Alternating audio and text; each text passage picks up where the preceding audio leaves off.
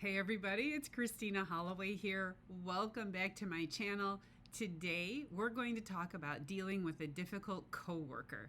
This could be a person who's jealous. This could be a person who's competitive. This could also be a person who's a bully or a gossip. It isn't just that you may not like their style or you have a hard time collaborating with them. It's that they have a set of personality traits that create havoc in the workplace. And that also happens to impact your leadership development and your career advancement. So today, we're going to talk about 4 key strategies that will help you deal with this type of toxic person. Real quick, if you enjoy this content and want to learn more about how to succeed in your career, make sure to follow my channel. Hit the notification bell so you never miss a video from me. All right, so let's get started. Like I said, this could be a person who's toxic, jealous, insecure, or even resentful. So, the first thing we want to do is understand why this is happening. Why is that important? Because it's really going to inform how you respond, not react. And this means understanding their point of view. And you may be wondering, well, why do I need to understand their point of view? If they're attacking me or making work difficult for me, then I need to put an end to it. Sure, that's true, but you also need to understand what motivates them to act that way. Once you understand if they have feelings of resentment or feelings of jealousy or bad habits like gossiping, then you can address those issues. From there, you can use any one or combination of the following 4 strategies to deal with the behavior. Number 1, try being direct. Call it out. Seriously, someone who's testing your boundaries and throwing every type of toxic behavior at you is testing you to see where you lose patience. They expect you to react. They don't expect you to be calm and in control, and they typically will back away when they realize their bag of tricks isn't going to work on you.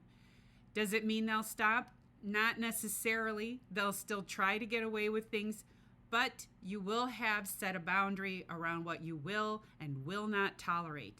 Eventually, it won't be worth it to them to continue to try to victimize you. You've established that you're not easy pickings. What if it's been going on for a while and you never called it out before?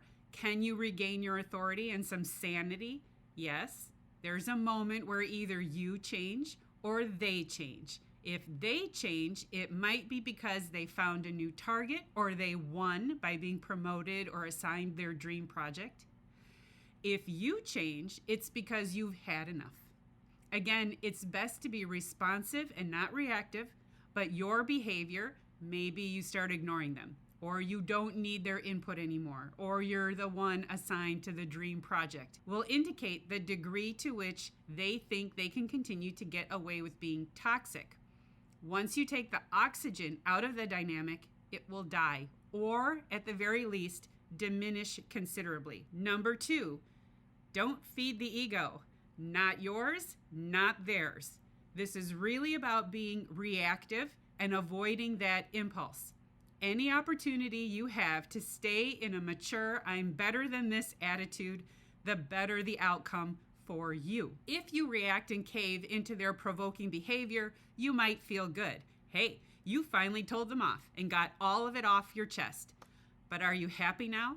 Is there fallout? Do you feel better, but the situation is worse? That doesn't help you in the long term. Reactive behavior that acts as a release for you feeds your ego, but doesn't solve your problem. And if you react to the nonsense, you're giving them what they want. It feeds their ego. So, do the best you can to avoid responding directly to their prompts. How? Ask further questions. It's a habit you'll have to develop, but it's a great way to deflect from a frustrating situation and be evasive while you're buying yourself time. Could you give me more context around your request? I'm confused. Why do you need that information now? I'm not in a position to give you additional information just yet. Is there a reason you can't wait until the meeting tomorrow? And any answer they give you, well, no is a full sentence. My hands are tied. I can't help you. And if they try to bully you into making a decision or sharing information, then you can simply tell them, I'll need to check with Bob and get back to you. End of conversation and walk away. Number 3, talk with your boss. So this is a key strategy because eventually you may need to do this. I know it's better to deal with this yourself, and you may have already had a conversation with your boss who told you to deal with it. At the same time, you may get to the point where you've exhausted all your options, and you'll need to start having conversations with your boss. Now, many times we feel we can come across as whining or complaining, and there's plenty of advice out there that you should come with problems, but also with solutions. But this is definitely a situation where you don't need to show up to the conversation with answers. In fact, it's okay to tell your boss that you've run out of ideas, that this person is creating an uncomfortable situation for you, and that you're concerned about their behavior putting unnecessary strain on your accomplishments and your deliverables. It's one thing for a boss to see how you deal with conflict, but it's something else when a boss leaves you hanging to deal with a bully by yourself. And that's the thing. You need to be able to communicate with certainty that this person is creating problems to the degree that you cannot get work done and you no longer feel fulfillment or engagement or satisfaction with your job. Show up with receipts, give examples, show the metrics, whatever it takes. Of course, all of this is assuming you have a boss that will listen to you within reason. And the issue here is that in most cases, this colleague will not be removed or fired or eliminated from the team. A conversation with your boss isn't really going to be the path to fixing your problem, but is going to be a good mechanism by which you start to create a paper trail to address bad behavior. In addition, your boss may also have context around the behavior. Like I mentioned in strategy number 1, what is this person's perspective? If it wasn't obvious, your boss might have a different perspective that's helpful to you. Talking with your boss also serves as a way for you to feel empowerment in a frustrating situation. If you really struggle with having the upper hand with this toxic colleague, you certainly could create a dynamic where you can speak up for yourself with your boss. And when that happens, it gives you a little more confidence to address the issues you're facing. You want your boss to have your back. And that's the end game for this meeting. Getting your boss to agree that there's a problem and ensuring that when you set a boundary with this coworker, your boss backs up your claims. This is how you create strategic relationships. It's how you manage up through the leadership chain of command. Number 4, give yourself a time limit. There's only so much you can or should tolerate from other people. There are many ways you can set a limit for how much you'll tolerate and for how long. You can work on the obvious, applying for a transfer or starting to look for a new job. But there are some other options. You can communicate to your boss or even stakeholders that you'd prefer if the arrangement with this person is that they get staffed to your projects under you, which means you lead them. You have authority and control. You can request that when you get added to their projects, you have a limited scope of work, like a subject matter expert.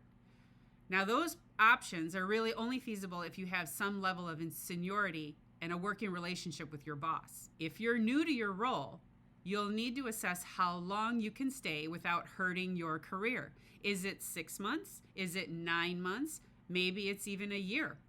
Once you have an idea what projects you can finish and how long you can stay, make sure you create a case study for the work you've done despite this person's interference. Where were you successful? Where did you reach out to stakeholders for support? How did you collaborate with others to ensure the toxic behavior didn't put your team behind? That was my client's question. She knows this person's going to delay the progress of a really important project, so how can she reduce the impact of the behavior? Well, she needs to strategize with stakeholders to do the best they can. And once this big important project is over, she's going to feel a lot better about making a move to leave. This is a project that will look good on her resume, so she's given herself a time limit. Make sure you understand what you want to accomplish and how you can leverage that for bigger wins. Remember, a toxic person is really dealing with their own baggage. They have low self-esteem. They don't feel they're successful, so they really don't want to see you successful. Do the best you can to stay out of their way, reduce interaction, document stall tactics, and prepare for your next career move. Dealing with a difficult person at work is definitely a learning experience, but once you have some tactics that work for you, you'll be able to reduce the impact of these people no matter where you are in your career. All right, so that's it for my video on how to deal with difficult coworkers who could be toxic, jealous, resentful, or petty.